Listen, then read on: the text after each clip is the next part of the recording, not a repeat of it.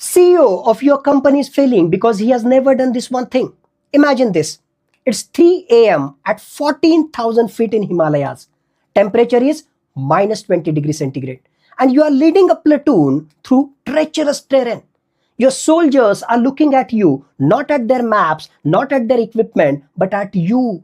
Because they know one fundamental truth about leadership, that every commanding officer or every CEO or every manager, every entrepreneur must understand a leader who won't cross the bridge first will never get their team to other side. Jai Hind, I am Lieutenant Colonel Dr. Satish Dhage and welcome to Military Mentor Dr. Satish. Today we are diving deep into one of the most powerful leadership principles I learned during my years as an armed forces officer, lead from the front, and how it transforms strategic execution and accountability from the battlefield to the boardroom. In the Indian Army, we have a saying, in the battlefield, follow me, don't send me. This is not just the military jargon, it is the DNA of effective leadership. Let me share what lead from the front really means in military context. The three pillars of leading from the front are: first, physical presence at the point of action. During Operation Vijay in Kargil, Lieutenant Manoj Kumar Pandey did not direct his men from a safe bunker. He led the charge up the icy slopes, ultimately sacrificing his life but inspiring his unit so that he can capture the enemy position. The second principle is taking personal ownership of outcomes. When a mission fails, the commanding officer does not blame the weather or equipment or the soldiers. They ask themselves, what could I have done it differently? And the third pillar is demonstrating the standard to the subordinates before demanding this from them. If you want your soldiers to march 20 kilometers, you must march 25 kilometers. If you want them to wake up at 5 a.m., you must wake up at 4:30 a.m. Now, before we dive into corporate applications of this, I want you to think about this.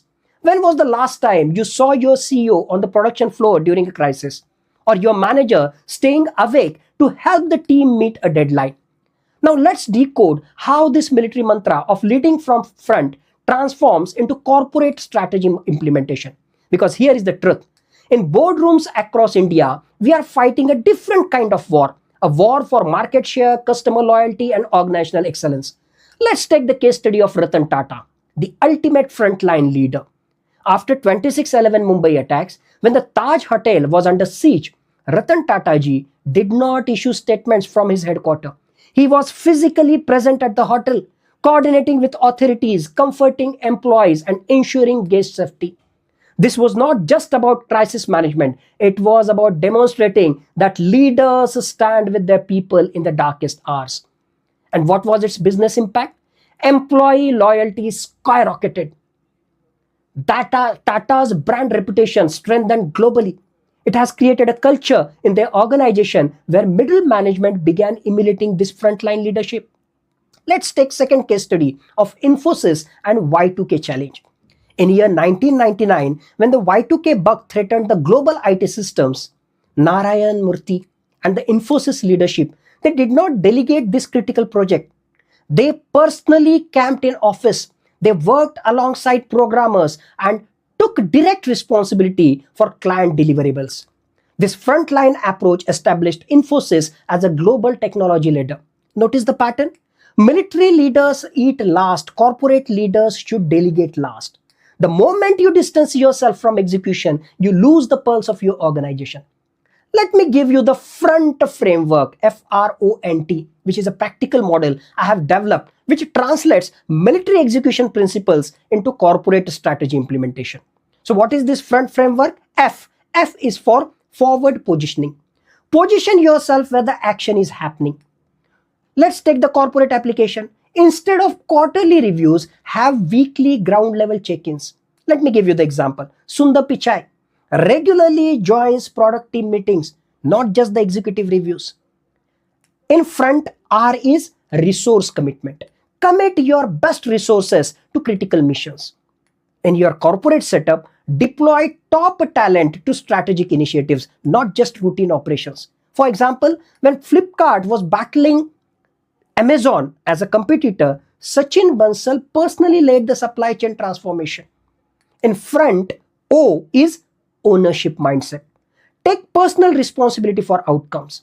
Leaders should have skin in the game performance matrix, which is tied to ground level results. N is for next level standards. Demonstrate standards higher than what you expect. In corporate setup, if you want 100% customer satisfaction, you personally deliver 110%. In front, T is for transparent accountability. Make your commitment visible to everyone. In corporate setup, public commitments, visible metrics, open communication about failures, these are the part related with this. Now tell me, which of these front elements does your organization struggle with most? Let me know in the comments and I will try to address specific challenges related to your organization. Now let's talk about the elephant in the room, the accountability factor. In the military, there is no hiding behind the processes where lives are at stake. In corporate world, we often hide behind PowerPoints when profits they are at stake. The accountability paradox, where most corporate leaders confuse accountability with blame. Military leaders understand accountability as ownership of improvement. Let me give you third case study about Captain Vikram Batra's leadership philosophy. Captain Vikram Batra, Paramvir Chakra recipient, he had a simple leadership philosophy. Either I will come back after hoisting tricolor or I will come back wrapped in it. This was not dramatic gesture. It was about absolute commitment to his mission success. You can apply it to the corporate setup. When Mukesh Ambani personally oversaw the Jio rollout, attending technical meetings and quality reviews, he was applying the same principle. Total personal commitment to strategic success of his organization. There are three levels of corporate accountability. Personal accountability, own your decisions, especially the wrong ones. When Kunal Bahal of Snapdeal publicly acknowledged strategic mistakes during the funding crisis, it is like personal accountability. Team accountability. Create systems where team members hold each other accountable. Zoho's culture of peer accountability in product development is related to the same. The third one is organizational accountability. Build transparency mechanisms that make performance visible.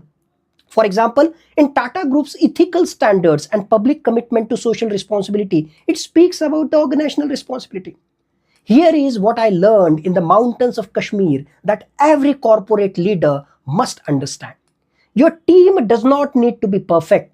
They need you to be present over there. They need you to be committed. They need you to lead from the front. In the armed forces, we say leadership is not about the ranks, it is about responsibility. In corporate world, I would say leadership is not about title, it is about being in the trenches with your team when it matters the most. If this video added value to your leadership journey, hit that subscribe button and ring the notification bell. We are building a community of leaders who understand that leadership, the real leadership, it happens at the front lines, not in the back office. In the comments below, share one specific action you will take this week to lead from the front in your organization. I read every comment and I will personally respond to your challenges. Dhanyavad, thank you. Jai Hind.